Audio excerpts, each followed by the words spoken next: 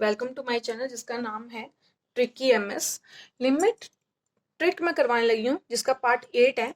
इस तरह के 3 रूल्स करवाऊंगी तो बहुत ध्यान से देखेंगे। क्वार्टिक के लिए कि क्वार्टिक हमारे पास दी होती हैं, ठीक है, या फिर कोई और पॉलिनोमियल दी हुई है, उसको किस तरह से हम सॉल्व करेंगे ट्रिक के साथ। Limit x approaches to infinity है, इसके लिए इस बात का ध्यान रखें।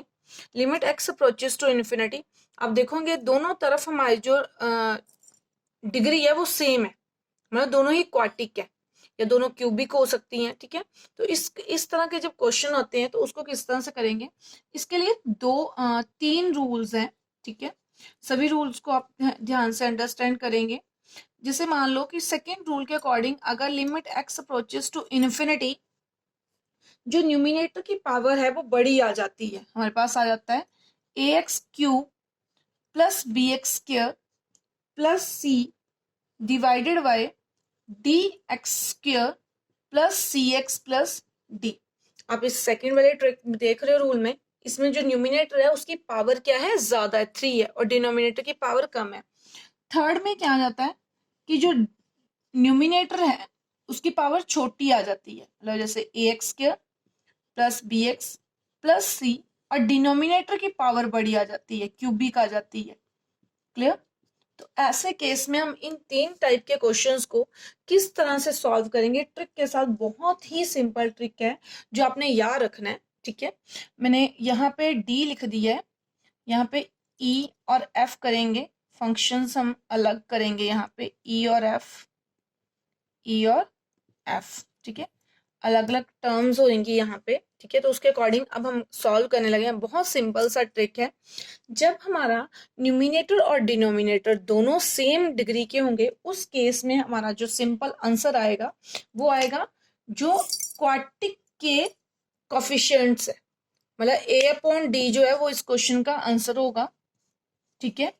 सेकंड में जब हमारा न्यूमिनेटर की अगर डिग्री ज्यादा है और डिनोमिनेटर की कम है तो सिंपली जो आंसर होएगा वो इन्फिनिटी होएगा, ठीक है। और अगर डिनोमिनेटर की डिग्री जो है वो बड़ी है तो आंसर क्या आ जाएगा, 0 आ जाएगा। आप इस तरह की कोई भी क्वार्टिक लेके उसको सॉल्व करके देख सकते हो। इस तरह के मैं कुछ एग्जांपल्स लेती हूँ और उसके आंसर चेक करते हैं कि क्या आएंगे। मेरे पास यहाँ पे कुछ एग्जांपल्स हैं, ठीक है। हम चेक करते हैं कि इसका आंसर किस तरह से आया है। हम देख रहे हैं कि दोनों तरफ हमारे जो पॉलिनोमियल्स हैं, ठीक है, limit x approaches to infinity, और दोनों ही पॉलिनोमियल्स हैं। दोनों ही पॉलिनोमियल्स जो हैं वो सेकंड ऑर्डर की हैं, यहाँ पे थर्ड ऑर्डर की भी हो सकती थी, सेकंड ऑर्डर की, मतलब क्वार्टिक है। तो हमारा सिंपली आंसर क्या होएगा, रूल 1 के अकॉर्डिंग 3/9। तो ये हमारे पास कैंसिल करके आ जाएगा 1/3।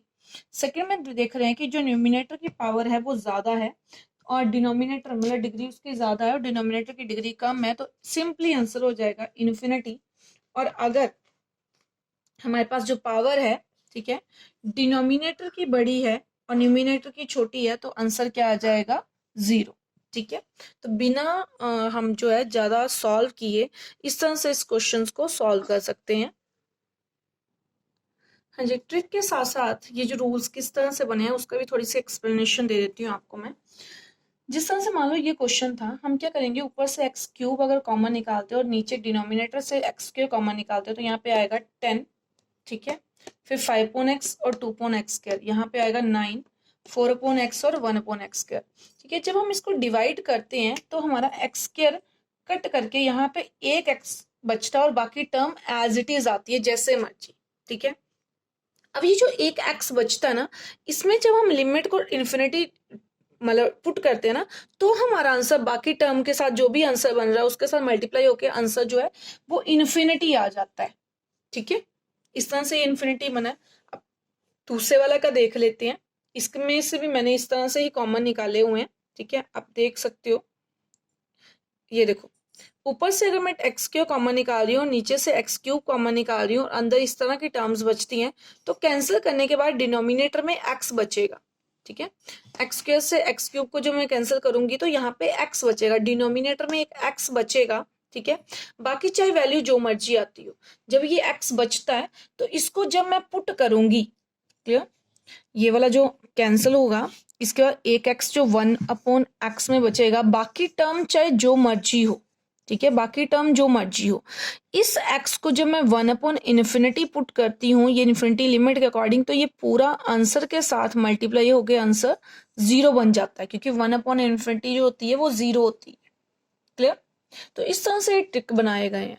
ठीक है, कोई भी इस तरह का जो क्वेश्चन होगा, ठीक है, वो इसी तरह से सॉल्व होंगे। ट्रिक इस तरह से नहीं बनाए जाते हैं, इनको सोच समझ के बनाया जाता है।